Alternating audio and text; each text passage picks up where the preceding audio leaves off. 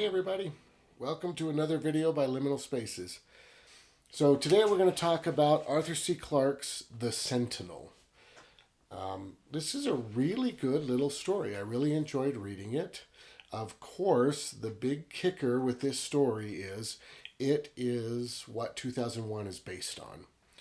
Now, as I looked into this, I realized that Arthur C. Clarke really hates when people say that this is the story that 2001 is based on, because of course it was a lot bigger than that for him.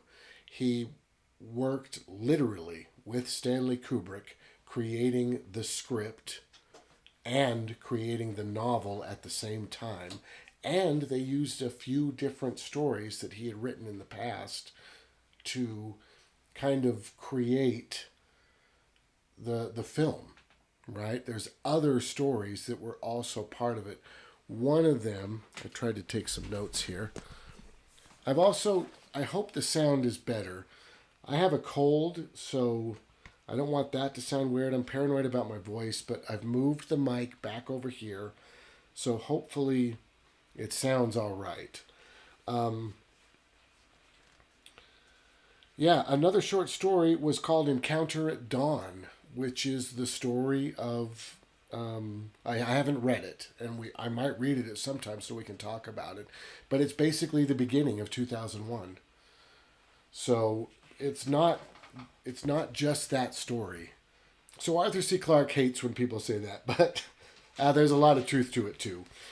So this story was first written in 1948. He actually wrote it supposedly because he wanted to enter into a science fiction competition that the BBC was holding. He wrote it, he entered it, and it didn't do anything. It totally bombed. But in 1951, in the spring issue of 10 Story Fantasy, they published it. So it was first published in 1951. It's a really cool story. It's really short. It's about a guy named, let me see if I can get his name here, Wilson. And he is a salinologist. And he is working on the moon.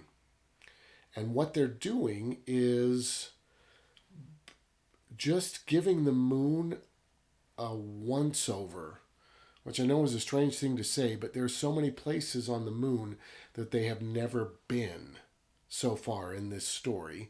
And they decide we're going to go everywhere on the moon, just map it out, see what we can find. They've already been there for a good 20 years. I believe this story takes place in 1996.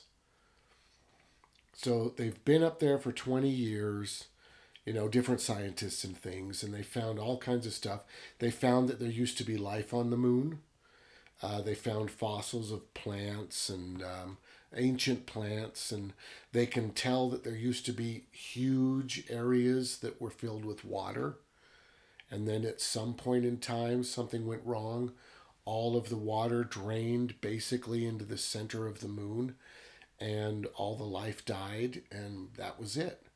There was never intelligent life there. It was just these ancient plant species and things like that. And of course, this is before we went to the moon, right? I think overall, because of the space race and the excitement behind getting to the moon, I think, honestly, for America in general, the moon landing was a little bit disappointing.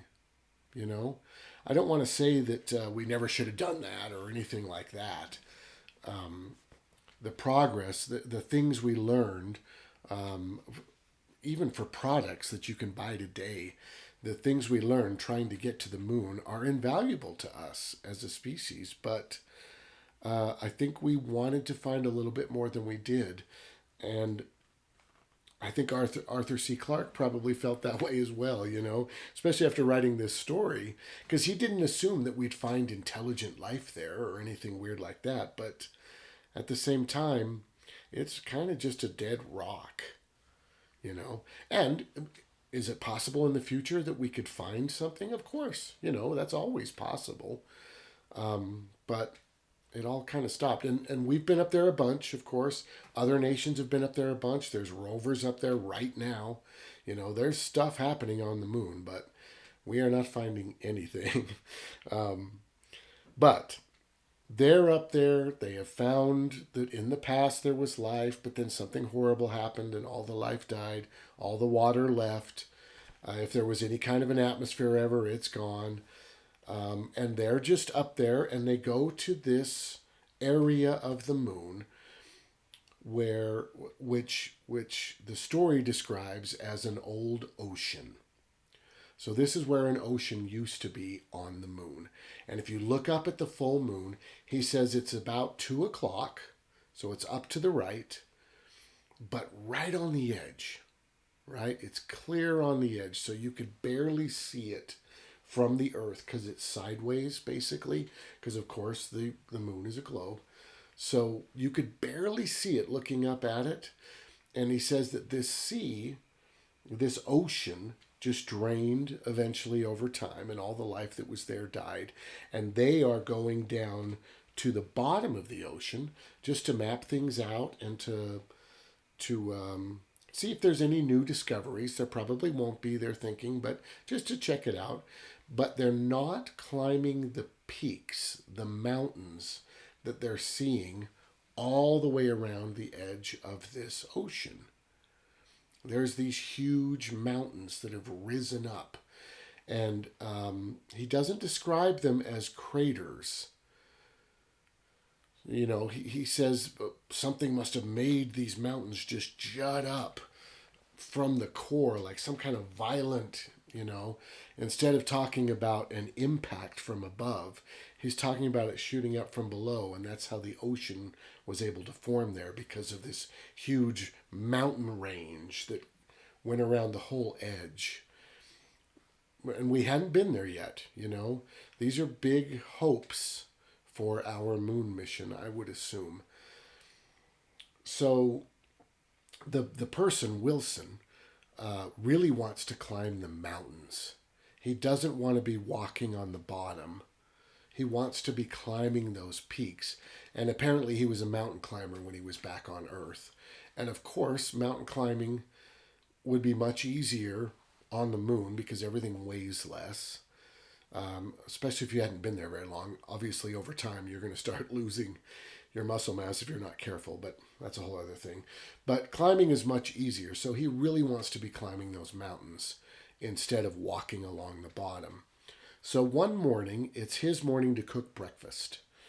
And he does make a little joke about how he's the housewife today, because, of course, only women would cook breakfast, and there's obviously no women scientists on the moon by now. I don't know.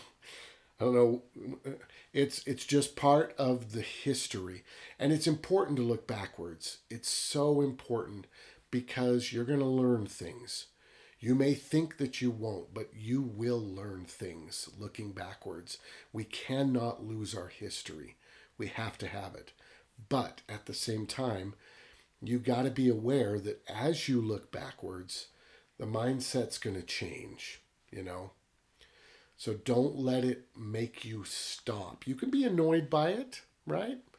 You can talk to your friends, I can't believe how crazy it was back in 1920 or whatever weird conversation you want to have, right? You can have those conversations, but know that there is valuable stuff back there that you can learn from, probably mostly about pride and about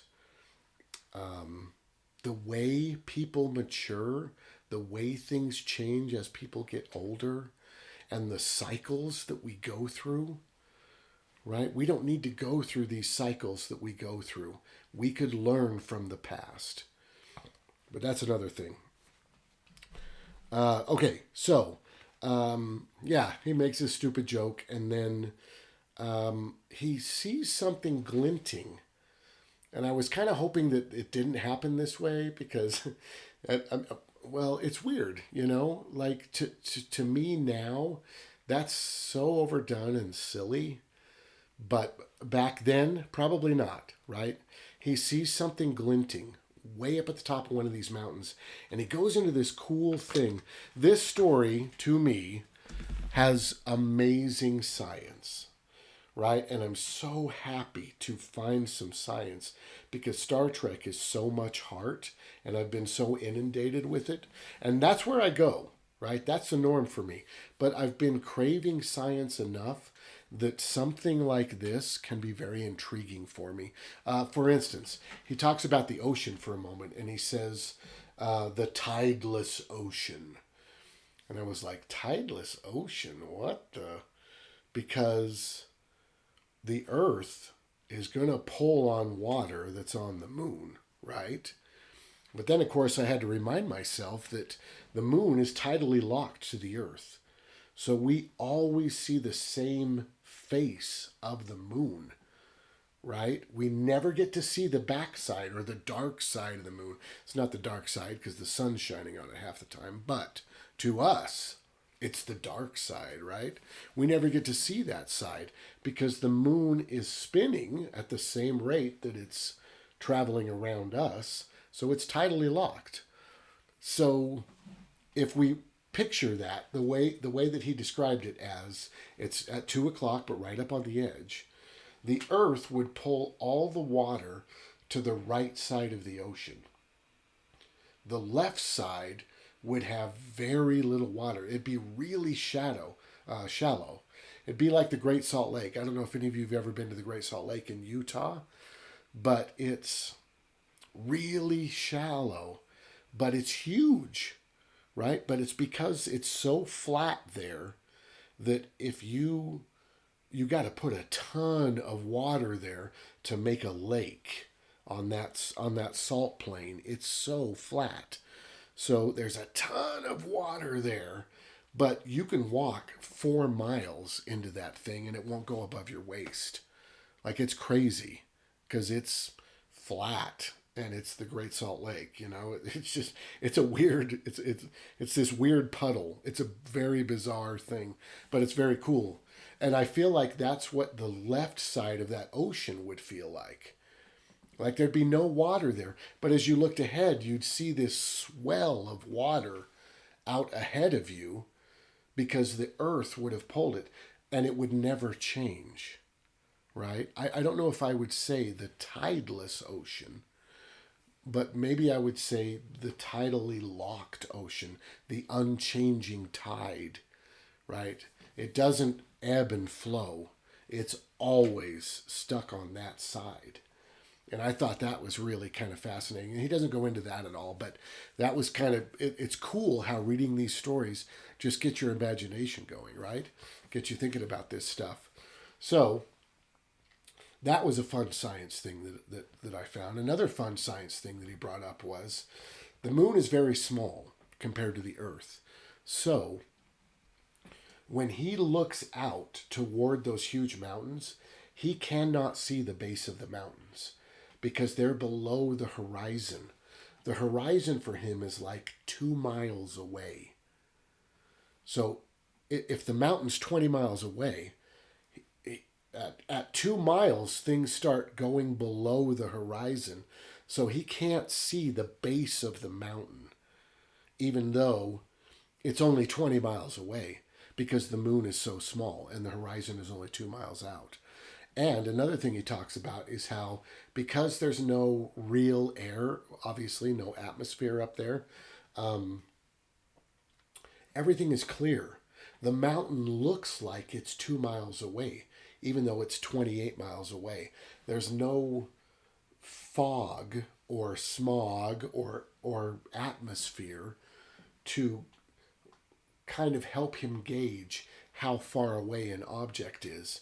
It's just there, right? And because it's so huge, I mean, these mountains are massive. They're larger than mountains on Earth, I assume, with the way that he described them. But to him, it looks like a small mountain that's closer, right? Instead of a huge mountain. Now, he's aware it's a huge mountain that's further away, but he talks about this, and I find that stuff really fascinating right now because normally this isn't my type of story, right? I would go more for Ray Bradbury or something, because I want more heart in there. But the science is really fun, so that's cool. So, anyways, he sees a glistening light, right? I was like, oh, okay, okay. And he's like, what is that? And he grabs out a telescope and he takes a look, and he can't really tell, but it intrigues him. And he decides he's climbing that mountain. And everybody's like, oh, you're such an idiot. You're going to waste a whole day. You're going to climb a stupid mountain. You'll probably break your neck. And he's like, I'm not going to break my neck. I'm going to climb the mountain. I'm going to figure out what's up there. And he knows there's not going to be anything up there, right? They've been on the moon for like 10 years. But he's like, I'm doing it. So another guy decides to go with him. So they go out together, his climbing partner. They climb this huge mountain, and it's not that hard. They don't talk much, he says. They're just talking about, we should go up this way, blah, blah, blah. They climb the mountain, and they get to almost to the top, and there's this kind of flat area with no handholds or anything that's like 40 feet high, and right at the top of that is where this thing is that he thinks he saw. So he uses this grapple. He throws it up there. He climbs up, and the other guy stays down, and he sees this crazy small pyramid gem looking thing, right? It's like as tall as him, just this mini little pyramid. And he's like, what the heck? Maybe there was intelligent life here. This is insane. I can't believe it. And he goes walking towards it, and he realizes that the moon dust that is settled over this whole area over the last million years or whatever stops at a ring around this pyramid unit thing, right? There's no dust inside this ring, and the pyramid's in there. And he's like, what the? And he picks up a rock and he throws it, and it bounces off this shield that this pyramid has. And he realizes there's no way that it was ancient life on this moon that created this pyramid and this shield. This is way more advanced. I mean, if there was life like that on the moon, there would be other indications, right? But there's only this one thing. So the story then jumps ahead 20 years, and they have finally, after 20 years, gotten through the shield. And the way they got through the shield is by nuking it. Now, I don't mean literally nuking it. He says atomic power, right? But they blow it up with atomic power. And when they blow it up, they destroy the pyramid. And when they pick up the pieces, they cannot make heads or tail of any of this. It is insane and so advanced that they just have no clue what they're even looking at, right? It'd be like a caveman looking at a circuit board. There is no way that would mean anything. So he decides to himself that they believe it was emitting signals. And when they nuked it, the signals stopped. And that means that someone will be aware that we have made it this far. We are here. Right? And there's this great closing line to the whole thing where he says, I'm going to paraphrase this a little bit, I think. He says something like, we pulled the fire alarm and something is coming. And it will probably be here sooner rather than later. Which I thought was super cool, right? It's kind of neat to say, and it's a positive. He had a very positive idea about it. He wasn't like, we don't know what's going to happen, right? He just had a very positive idea that life was going to get better. and we were going to meet aliens, and who knows what would happen, this really positive idea about the future, which I appreciated. I thought that that was very cool. And that's the end of the story. I like the story. It was fun. I'm going to give it a 7. It's kind of dry, right? There's not a lot of heart in the thing. It's kind of dry, but the science was fun. I just don't have enough of that in my life right now, I guess. So I enjoyed it. It was cool. I would recommend it. I'm going to talk about now 2001 and 2010 because because there's novels written. There's going to be a lot of spoilers. So if you guys, and I'm not talking about the movie, right? You guys have got to see the movie. It's genius. Everybody loves it. It's amazing. I adore it, right? But I want to talk about the books. I haven't read the books. All I've done is done some research, and it got me off into this weird area of the differences between the books and the film. Both films. 2010 is also a good movie. Not as good, okay? But it's a good movie. So I'm going to talk about those differences just because it's super cool and weird. I hope I read the books eventually. I don't know. We're doing this thing, and I'm reading the short stories, and but these books sound very cool. I would almost go so far as to say, in some cases, I feel like they might be better than the film. I don't know, but I do want to say, so Stanley Kubrick and Arthur C. Clarke worked together to create the script for 2001: A Space Odyssey, the film, and to create the novel. Now, on the film, Stanley Kubrick and Arthur C. Clarke get writing credit. On the novel, it's only Arthur C. Clarke. I don't think Stanley Kubrick cared about being associated with that very much. So he just kind of left it to him. And there are differences. There are strange things that happened, which I want to talk about just a little bit. First off, of course, the film opens with the other story that we talked about, where the cavemen find a monolith, they touch it, and they advance, right? And that's a weird word. They evolve. Now, this film has an interesting approach to evolution, which is the idea that every step you get better. Now, I'm not saying that Stanley Kubrick would believe that evolution only makes things better, right? Because evolution is pretty random, and I believe, obviously, he was well enough read and all that kind of stuff, that he would understand that on small levels, it's totally random, right? But if you have an alien force that has decided you're ready to take the next step, it's going to build, right? They're going to give you the next step, not the weird step, right? They're not going to give you 3 ears because it's funny, right? They are taking us to the next level on purpose. Star Trek did a weird thing with one of their episodes where they talked about evolution. It's not the greatest episode. You don't need to look for it. It was Voyager.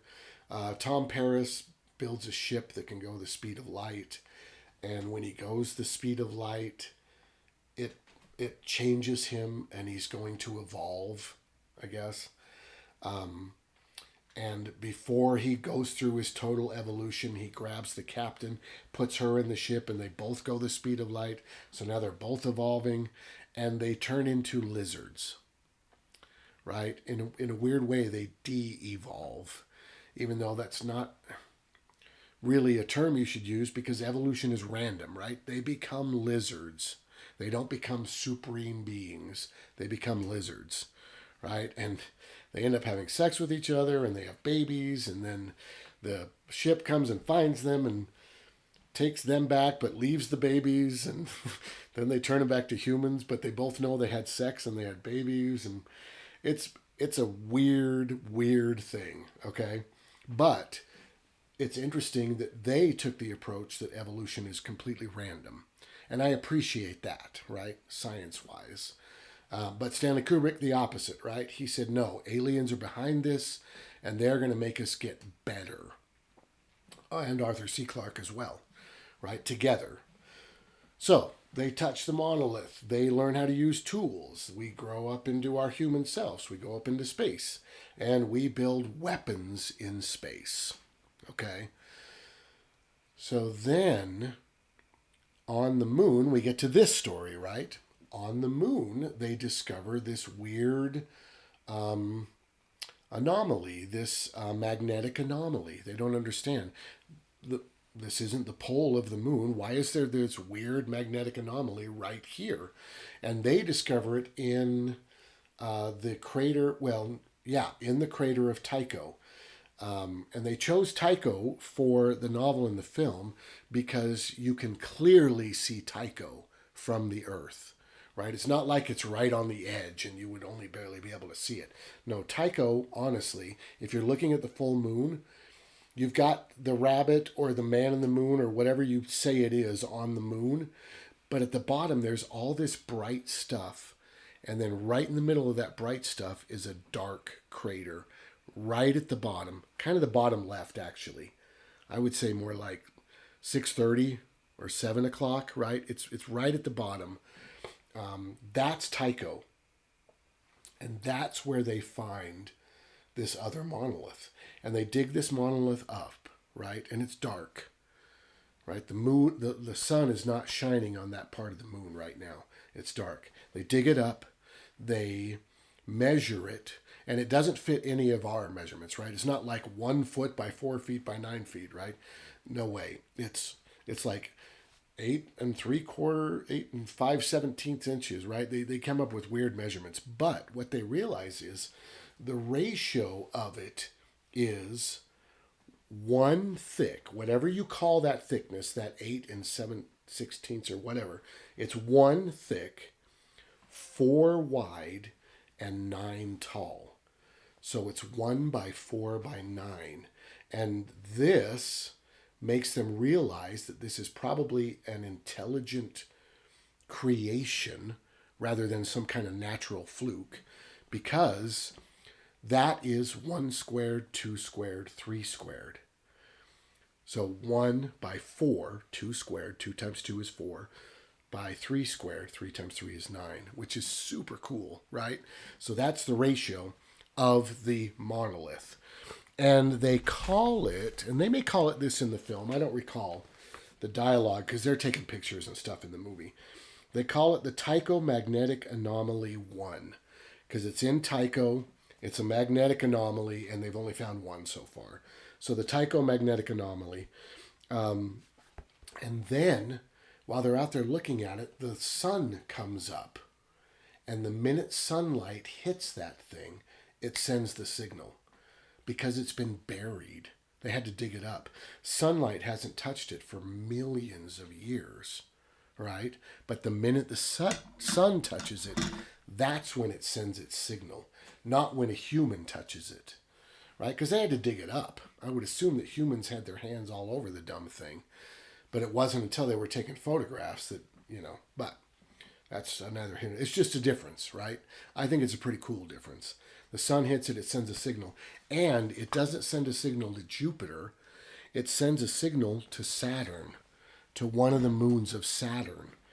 Now, this moon of Saturn is Lepidus. I don't know a lot about Lepidus as a moon of Saturn. I know it's the 3rd largest moon, right?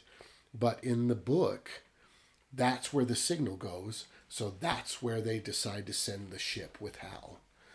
So they're heading towards Saturn, and HAL, and this was clarified a little bit for me by reading these subtle differences, because I've always wondered what truly drives HAL over the edge.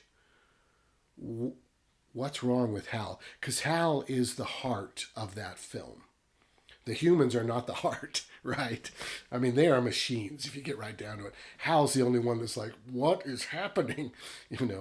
So HAL gets told, do not tell the humans what the plan is until you get there. And Hal's like, okay. And he doesn't ask why. He just says, okay. And then, as they're going there, it takes a long time to get there. 3 of the people are in hibernation, right? There's only Dave and the other guy awake. So Hal, the whole time, is like, are they bad? Are they bad for the mission? Are they going to hurt the mission? Because the mission's the most important thing, but I'm not supposed to tell them? Is there something wrong with them? And Hal starts freaking out. And it just gets to the point that Hal can't handle it. So he says, the radar's going down. It's going to break soon. You need to get out there and get that part out of there and then go back out and put the new part in. And they're like, oh, okay, Hal. Sure. So the one guy goes out, gets the part out, comes back in. They look it over, and there's nothing wrong with it. The radar was not going to break. And they're like, Hal, this is not going to break. What are you talking about? Did you make a mistake? And Hal's like, no, we don't make mistakes. That's not a thing. This is not a mistake. It's broken. And they're like, okay.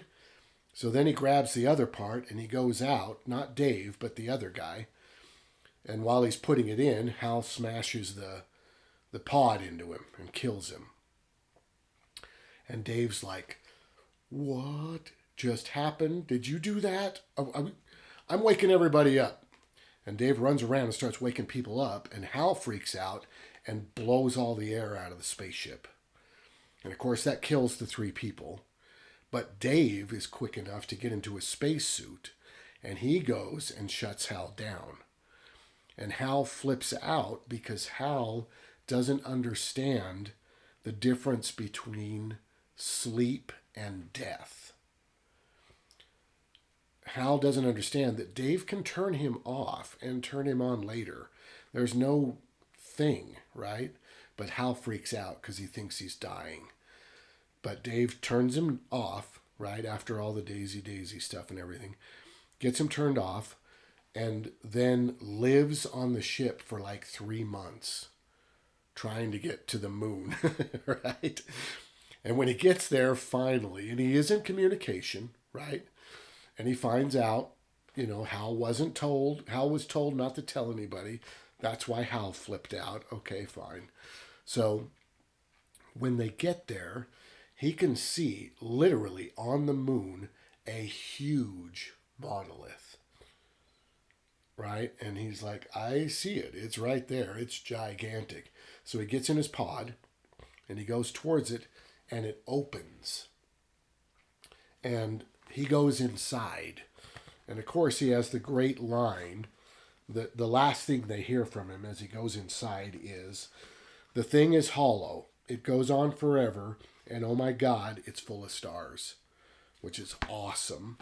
So he goes in, and it turns out it's a huge space teleportation airport area, right? It's like in Dune, that wonderful shot they have in the Dune film where the tube, right? They go in this side of the tube, and then something happens, right, with Spice and the navigator and all that, and they just go out the other side, and they're in a whole other world, right?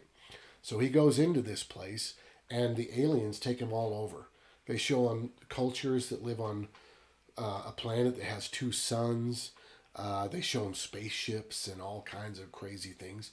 And then eventually, they give him a nice hotel room, which looks like a hotel from Earth, so he's used to it. And he goes to sleep, and he wakes up as the Star Child. And as the Star Child, he can travel through space without needing a suit he has evolved, right? He doesn't need a body. He just can live in space. So he goes back to Earth and blows up the weapons that we have around the planet, right? And that's it for 2001. And then in 2010, Arthur C. Clarke goes back. He makes it like the movie. He says the signal went to Jupiter, and what everybody's talking about is Europa, right? Which is weird. But he makes that shift because I believe, and I haven't researched this, I don't know, Europa has a very high chance of life. And the reason it does is because it's a very tiny moon that has water all the way around it. It's an ocean world, right? An ocean moon. And there's so much water that it's so far from the sun that most of it's frozen. But there's so much water that it didn't freeze all the way to the core. And the main reason for that is because it's orbiting Jupiter, right? And it's not a perfectly circular orbit, I don't believe. So as it goes around Jupiter, Jupiter literally crushes it and then stretches it. Every time it goes around, it's being kneaded back and forth, right? The center is molten lava. It's hot in there because of that constant crushing and pulling and crushing and pulling.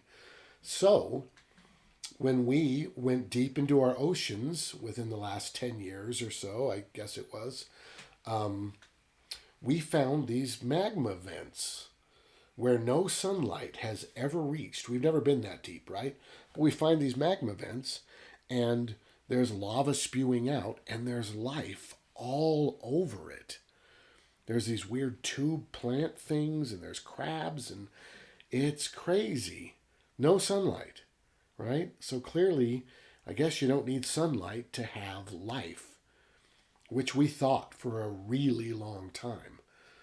So if that's true, and if there's magma shooting out, which we know there is in Europa because there's constantly these geysers of water exploding out of the ice as, I guess, lava makes water boil and then it explodes out of the ice, right? It's happening all the time. Ice shooting into space all around this thing. If we could melt through the ice and go down there, we would probably find life around these magma vents. So,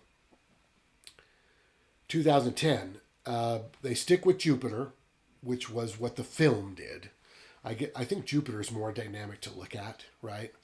Than, I guess, Saturn with the rings, but I don't know. For some reason, Stanley Kubrick said Jupiter and Arthur C. Clarke said Saturn. But then he settles on Jupiter for 2010. So they go to Jupiter. They wake up HAL. They get the spaceship, right? And they get all the info that they can. They see the monolith, but they don't see it open, right? They can't go in it the way Dave did. But what they notice beyond that is the red spot of Jupiter is turning black. There's a black spot growing on Jupiter. And what that spot is, as they zoom in and zoom in, they realize it is a ton of monoliths. And what they're doing is increasing. They're growing exponentially. So there's 2, then 4, then 8, then 16, then 32, 64.